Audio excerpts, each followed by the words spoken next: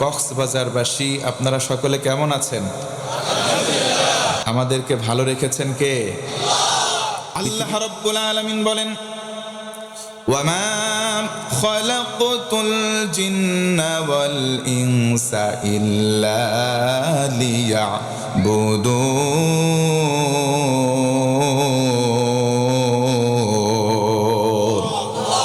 আল্লাহ রাব্বুল আলামিন বলেন, ও গোলাম, আমি তোমাদেরকে কেন সৃষ্টি করলাম?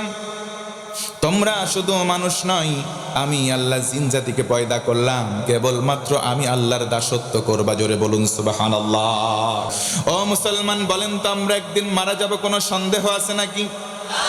আল্লাহ রাব্বুল আলামিন বলেন, ইযা জাআ আজালুহুম লা ইস্তাখিরুনা সাআতাও ওয়া লা ইস্তাকদিমুন।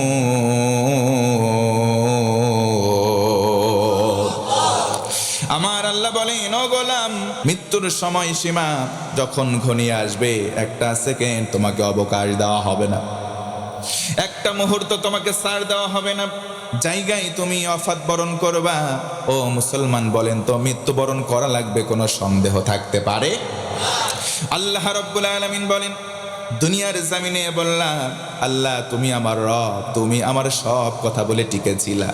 এই কারণে তুমি যখন মারা যাবে, মৃত্যুর সময় যখন ঘনিয়ে আসবে, ওই সময় আমি তোমাদের মুনিব, তোমাদের রব, রহমতের ফেরেশতা তোমার দৌড়গৌড়ায় পাঠিয়ে দেব। জোরে বলুন সুবহানাল্লাহ।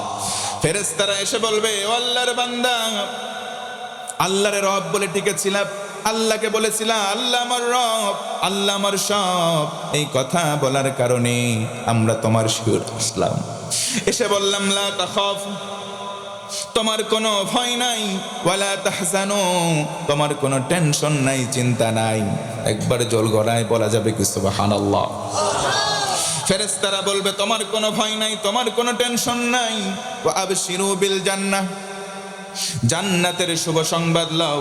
আমরা যদি বলি, প্রশ্ন করি, ফেরেশতারা বলো তো কোন জান্নাত? ফেরেশতারা বলবে, ওই জান্নাত আল্লাতী কুনতুম তুআদুন, তোমাদের মুনিব আল্লাহ রূহের জগতে যেই জান্নাতের ওয়াদা করে রেখেছেন, ওই জান্নাতের ওয়াদা অনুযায়ী জান্নাত তোমরা গ্রহণ করো। জোরে কোন সুবহানাল্লাহ। এই জন্য মুসলমান ভাইয়েরা, আমি জানতে চাই, আল্লাহকে রব বলার পর টিকে থাকার মন মানসিকতা আমাদের আছে না নাই? থাকতেই হবে। আল্লাহ যেন তৌফিক দেয়, পড়েন আমিন। 7টা আমল রয়েছে, এই 7টা আমলের মাধ্যমে আল্লাহর কাছাকাছি হওয়া যায়। 1 নম্বর আমলের নাম হলো তাকওয়া। তাকওয়া মানে আল্লাহর ভয়।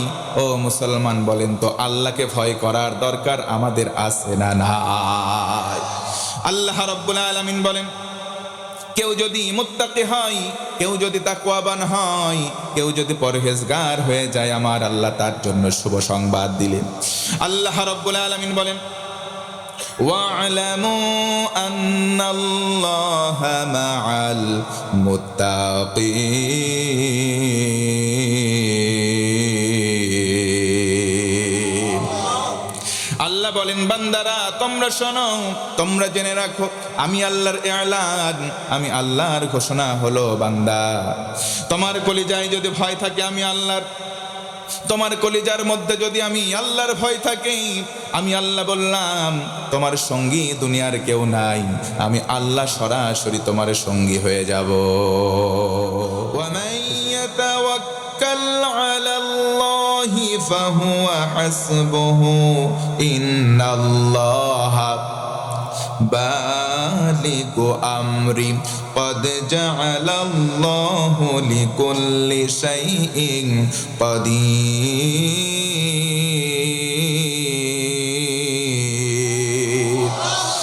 আমার আল্লাহ বলেন, ও গোলাম, যারা তাওয়াক্কুল করবে আমি আল্লাহর প্রতি, আমি আল্লাহ হব তার জন্য যথেষ্ট। আল্লাহ যদি কারো জন্য যথেষ্ট হয়, দুনিয়াতে তার কোনো কিছুর আর প্রয়োজন নাই। এই জন্য একমাত্র ভরসা করব আল্লাহর প্রতি। 3 নম্বর আমল, ইখলাস ওয়ালা অন্তরের অধিকারী হও। আল্লাহর রাসূল বলেন, আমার উম্মতেরা শোনো, আখলিস দীনাক ইয়াকফিকাল আমালুল কালিল, তোমার অন্তরটাকে স্বচ্ছ বানাও, অল্প আমল নাজাত পেয়ে মুক্তি পাওয়ার জন্য তোমার যথেষ্ট হয়ে যাবে। পড়েন সুবহানাল্লাহ। আল্লাহ রাব্বুল আলামিন বলেন, الذي خلق الموت والحياة ليبلوكم أيكم أحسن عملا وهو العزيز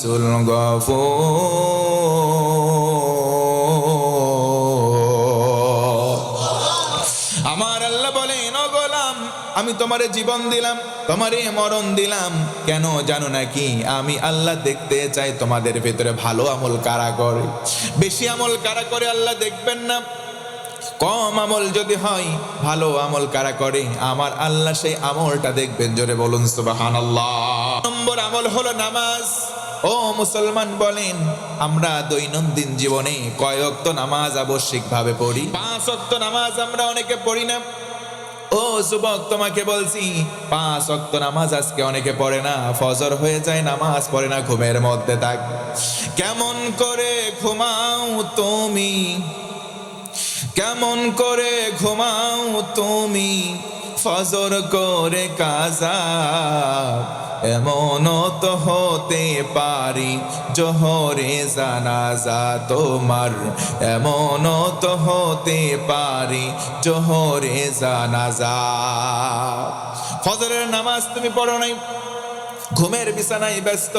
তোমার যদি ঘুম ভেঙে যায় হবে সকাল, যদি ঘুম না ভাঙে হবে পরকাল। কথা বলেন ঠিক কিনা?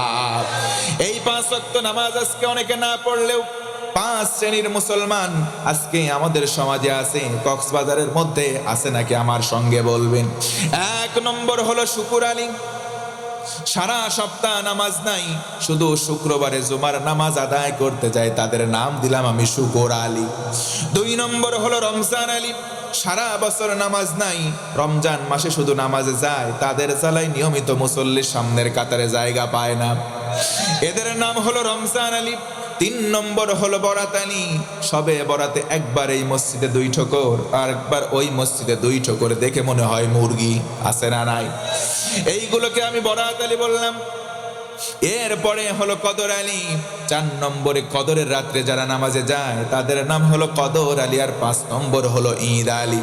2 ঈদের নামাজে শুধু যায়, সারা বছর নামাজ নাই এমন মুসল্লি বলেন তো মুসলমান আপনাদের সমাজে 2-1 জন আছে না নাই? আল্লাহ রাব্বুল আলামিন বলেন, ফি জান্নাতি ইয়াতাসাআলুনা আনিল মুজরিমিন মা সালাকাকুম ফি সাকার ক্বালু লাম নাকু মিনাল মুসাল্লিন।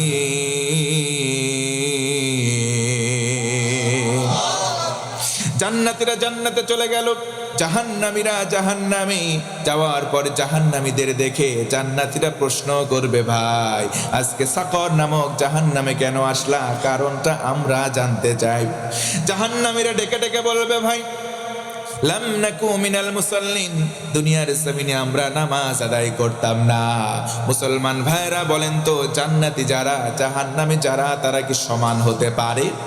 একটু জোরে বলেন, পারে? আল্লাহ রাব্বুল আলামিন বলেন, লা ইয়াস্তাওয়ি আসহাবুন নারি ওয়া আসহাবুল জান্নাহ, আসহাবুল জান্নাতি হুমুল ফাইজুন।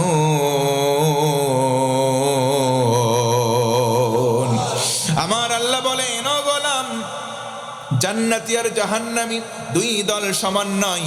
জান্নাতি হবে যারা চূড়ান্ত সফল হবে তারা, পড়েন সুবহানাল্লাহ। এই যে যারা নামাজ পড়ে নাই তাদের জন্য হলো জাহান্নাম, জাহান্নামের নাম হলো সাকর। এই জন্য আমি জানতে চাই, নামাজ আমরা পড়বো নাকি ছেড়ে দেব? নামাজ কয় ওয়াক্ত? একজন মুরব্বীকে যদি বলেন, মুরব্বী বলেন তো দেখি মাগরিবের নামাজ কয় ওয়াক্ত, কয় রাকাত? মুরব্বী বলবে জানি না। মুরব্বীকে যদি বলেন, ওই যে বিলের মাঠে আপনার একটু জমি আছে, মুরব্বী বলবে হ্যাঁ জমি আছে, দাগ নম্বর এত, খতিয়ান নম্বর এত, পরসা নাম্বার এত, স্পষ্ট বলে দেয়, নামাজের রাকাতের সংখ্যা বলতে পারে না। এই সমস্ত মুরব্বীদেরকে আমিও বলবো, মুরব্বী মুরব্বী, সময় এসেছে থামার। তুমি যদি তোমার জমিনের দাগ নম্বর জানো, পর্সা খতিয়ান নম্বর জানো, কিন্তু নামাজের রাকাত জানো না, তোমার জীবন ব্যর্থ। জমিদার যদি হও, জমির কানা করি মূল্য আল্লাহর কাছে নাই। কথা বলেন ঠিক কিনা?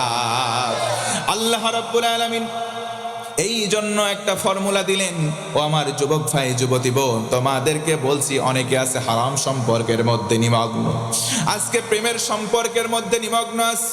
বারবার বলো, আমরা গোনা ছাড়তে চাই, গোনা মুক্ত জীবন গঠন করতে চাই, পাপ পঙ্কিলতা ছেড়ে দিতে চাই, নেশা থেকে দূরে থাকতে চাই, পাপাচার থেকে দূরে থাকতে চাই, পর্ণ আসক্তি থেকে বাঁচতে চাই। একটা আমল আমার আল্লাহ বললেন, ইন্নাস সালাতা তানহা আনিল ফাহশাই ওয়াল মুনকার। জোরে কোন আল্লাহু আকবার। নিশ্চয় একটা আমল রয়েছে, নাম হলো নামাজ। কেউ যদি নামাজি হয়, তার মধ্যে পাপাচার থাকতে পারে না, তার মধ্যে সীমা লঙ্ঘনের কোনো আমল থাকতে পারে না। জোরে বলুন আল্লাহু আকবার। এই জন্য আমরা নামাজ ধরবো নাকি ছাড়বো? কয় ওয়াক্ত নামাজ পড়ব? 5 ওয়াক্ত নামাজি আমরা যেন হতে পারি। ও আল্লাহ, আমাদের সবাইকে তৌফিক দাও। একটু দিল প্রাণ উজাড় করে বলেন আল্লাহুম্মা আমিন। 5 নম্বর আমল হলো দ্বীনের দাওয়াত দেওয়া। ও মুসলমান বলেন, দ্বীনের দাওয়াত দেওয়ার দরকার আছে না নাই? আরো জোরে বলেন, আছে না নাই? এই দ্বীনের দাওয়াতের মূল মন্ত্র বা প্রধান পুস্তক হলো কোরআন আল কারীম। এই কোরআন যখন নাজিল হয়, আমার আল্লাহ নবীজিকে বললেন, নবীজি সমস্ত প্রশংসা আদায় করো আমি আল্লাহর। জোরে কোন আলহামদুলিল্লাহ। আল্লাহ রাব্বুল আলামিন বলেন, আলহামদুলিল্লাহিল্লাযী আনজালা আলা আবদিহিল কিতাব ওয়া লাম ইয়াজআল লাহু ইওয়াজা। সমস্ত প্রশংসার মালিক আমি আল্লাহ। আমরা যদি বলি কেন, আল্লাহ বলেন, এমন একটা বই, এমন একটা কিতাব আমি আমার বান্দার প্রতি নাজিল করলাম, যেই কিতাবের মধ্যে কোনো গোপন কথা নাই, যেই কিতাবের মধ্যে কোনো আড়ষ্টতা নাই, কোনো রকম বক্রতা নাই। জোরে বলুন সুবহানাল্লাহ। তাহা মা আনজালনা আলাইকাল কুরআনা লিতাশকা। আল্লাহু আকবার। ও মুসলমান বলেন, দ্বীনের দাওয়াত দেওয়ার দরকার আছে না নাই? এই দ্বীনের দাওয়াত দিয়েছে যারা, কোরআন আল কারীমের প্রচারক, কোরআন আল কারীমের প্রসারক, যারা কোরআনের দাওয়াত দিয়েছে, তাদের পথে বাধা ছিল কি ছিল না? আজও বলেন তো দেখি, কোরআন প্রচারকদের পথে বাধা আছে না নাই? কিন্তু মুসলমান মনে রাখবেন, বাংলার জমিনটা আমরা কোরআনময় জমিন দেখতে চাই। আমার বন্ধুগণ মনোযোগ বাড়িয়ে দেন। ফিজলালিল কোরআন, আল্লামা সাইয়্যিদ কুতুব শহীদ রাহমাতুল্লাহি আলাইহি তাফসীরের মুকাদ্দামা অংশে, ভূমিকা অংশের মধ্যে উল্লেখ করেন, ফি দিলালিল কোরআন হিয়া নি'মাল্লাহ ওয়া হিয়া সালাসাত। তিনি বলেন, কোরআনের ছায়া রয়েছে, ছায়ার নিচটা হলো আল্লাহর নিয়ামত। আর এই নিয়ামত 3 প্রকার। তিনি বলেন, প্রথম প্রকার তারফাউল আমর, কোরআন পরিচালনাকারীকে আল্লাহ রাব্বুল আলামিন, কোরআন দিয়ে জীবন পরিচালনাকারীকে আমার আল্লাহ সম্মান দান করবেন। এই সম্মান দুনিয়াতে দেবেন, আবার আখিরাতেও বাড়িয়ে দেবেন। পড়েন সুবহানাল্লাহ। এই সম্মান দুনিয়াতেই শুধু ন্যস্ত থাকবে না, দুনিয়ার জমিনেই ক্ষান্ত নয়, দুনিয়ার জমিনে থাকবে ময়দানে মাহশারে সম্মান দান করবেন। পড়ুন সুবহানাল্লাহ। 3টা নিয়ামত দেওয়া হয়। 1 নম্বর সম্মান, 2 নম্বর তাবারাকাহুল হায়াত। আল্লাহ রাব্বুল আলামিন কোরআনের কর্মীদের জীবনে বরকত দান করেন। পড়েন সুবহানাল্লাহ। 3 নম্বর হলো তাজকিয়াহুল হায়াত। কোরআনের কর্মী যারা হবে, ইসলামী আন্দোলনের কর্মী যারা হবে, নিজের অজান্তে ভুল হতে পারে, কিছু গুনাহ হয়ে যেতে পারে, আমার আল্লাহ তার প্রতি ইহসান করবেন, এমন দয়া করবেন, দয়া করে তার জীবনের ছোট ছোট গুনাহগুলো মাফ করে দেবেন। পড়েন সুবহানাল্লাহ। এই জন্য মুসলমান বলেন তো, কোরআনের সঙ্গে থাকার দরকার আছে না নাই? এই কোরআনের সঙ্গে আমরা থাকতে চাই, কোরআন নিয়ে বাঁচতে চাই, কোরআন নিয়ে মরতে চাই। কোরআনের সঙ্গে জীবনটা থাকলেও আমাদের দাম বাড়ায় দেবেন কে? এই জন্য রব্বুল আলামিন কোরআন যারা মানবে, কোরআন যারা নিজেদের জীবনের সঙ্গে মিলাবে, কোরআনের পক্ষে যারা থাকবে, তাদের জিরো অবস্থা থাকলেও হিরো বানায় দেবেন। জোরে কোন সুবহানাল্লাহ। কোরআনময় জীবন আমরা গঠন করব।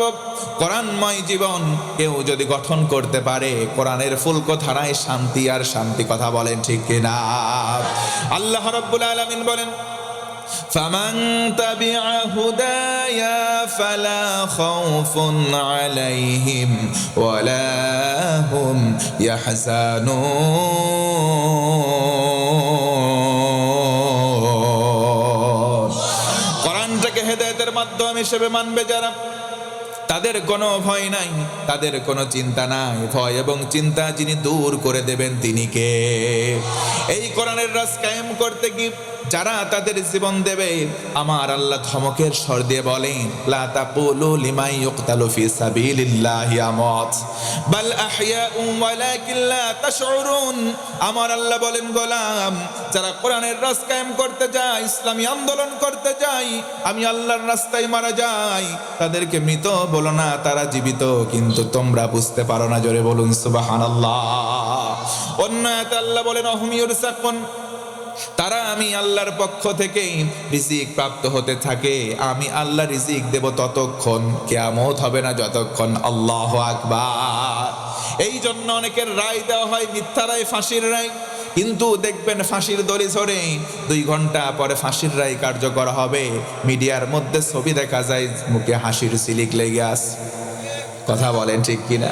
কেন হাসির সিলিক লেগে আছে? তারা জানে রাসূলের ওই হাদিস, নবী আমার বলেন, শহীদের জন্য 6টা পুরস্কার।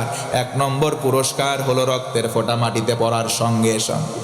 একটা মানুষ যখন শাহাদাত শহীদ হয়ে যাবে, শাহাদাত বরণ করার সময় রক্তের ফোঁটা মাটিতে পড়ার সাথে সাথে তার জীবনের সমস্ত গুনাহ মাফ। আমার রাসূল বলেন, ও আমার উম্মত, শুধু তাই নয়, একজন কোরআনের কর্মী, একজন ইসলামী আন্দোলনের কর্মী জীবন যখন দিয়ে দেয়, জীবন দেওয়ার সঙ্গে সঙ্গে রহমতের ফেরেশতা আসে, জান্নাতের ওই জায়গাটা তার চোখের সামনে তুলে ধরে, যেই জায়গায় তার অবস্থান হবে। আল্লাহু আকবার। সামনে জান্নাত, এই জায়গায় ফাঁসির রশি। এই কারণে হাসি আসে, এই ফাঁসির রশি তাদের কাছে রশি নয়, এই রশিটা তাদের কাছে ফুলের মালা। কথা বলেন ঠিক কিনা? এই জন্য আমরা কোরআন দিয়ে প্রচার করব, কোরআন দিয়ে প্রসার করব। আমরা দাঈ ইলাল্লাহ যারা আছি, আমরা আপনাদের ডাকবো একজনের দিকে, তিনি কে? আমরাও সবাই বলবো হ্যাঁ। কেউ যদি বলে আসো কোরআন পড়ি, আসো কোরআন বুঝি, কোরআন দিয়ে জীবন গড়ি, আমরাও বলবো একই কথা। বলেন ইনশাআল্লাহ। 6 নম্বর আমল হলো হালাল এবং হারাম, এই দুইটার বাজ বিচার করে চলবো। ও মুসলমান, বলেন তো হালাল হারামের বিচার আজকে একেবারে কমে গেছে, কথা ঠিক কিনা? আজকে বাবা শাহজালাল, মদের কাছে কুত্তা বিড়াল সব হালাল। এমন হাজি সাহেব চাচা এশার নামাজ পড়ে, আবার ফজরের নামাজ পড়ে, মাঝখানে সব নামাজ মসজিদে যায়, আসরের নামাজ পড়ে দাঁড়িয়ে আছে। একটা ভাতিজা যাই গিয়ে বলে, চাচা 10,000 টাকা কর্জে হাসানা দাও। চাচা বলে, টাকা নাই, সর যা। চাচার কাছে গিয়ে ভাতিজা বলে, ও আমার চাচা 10,000 টাকা দাও, 1 মাস পরে 2,000 বাচ্চা সহ দেব। চাচা মুস্কি হাসি দেয়, বলে, টাকা আমার কাছে নাই, টাকা আছে বাড়িতে তোর চাচির কাছে। চাষির কাছ থেকে 10,000 টাকা দিয়ে দেয়, 2,000 সুদ। আছে না নাই? এমন চাচা সমাজে নামাজি হয়, বারবার হজ করে, কিন্তু সুদের সঙ্গে সম্পর্ক আছে না নাই? এই সমস্ত চাচা বলবো, চাচা 55 বাসা, তোমার নামাজ হলেও নামাজ কবুল হওয়ার জন্য মাথার উপরে উঠবে না। আল্লাহ রাসূল বলেন, ইবাদত কবুলের যত শর্ত, তার মধ্যে অন্যতম শর্ত হলো হালাল ভক্ষণ করা। আজকে আমরা হালাল ভক্ষণ করতে চাই না, এই কারণে আমাদের ইবাদতগুলো কবুল হচ্ছে না। আমরা সবাই হারামে আরাম পাওয়া শুরু করেছি। ও মুসলমান, বলেন, হারামে আরাম পাওয়া গেলেও এই আরাম কি স্থায়ী কোনো বিষয় হতে পারে? স্থায়ী কোনো বিষয় হতে পারে না। এই জন্য হালাল কষ্ট হলেও মেনে নেব, হারাম আমরা বর্জন করে দেব ইনশাআল্লাহ। 7 নম্বর আমল হলো বেশি বেশি ইস্তেগফার পাঠ করা, বেশি বেশি ক্ষমা চাওয়া, বেশি বেশি তওবা করা। তওবা করব কার কাছে? আরো জোরে বলেন। আল্লাহ রাব্বুল আলামিন বলেন, من تاب وآمن وعمل عملا صالحا فأولئك يبدل الله سيئاتهم حسنات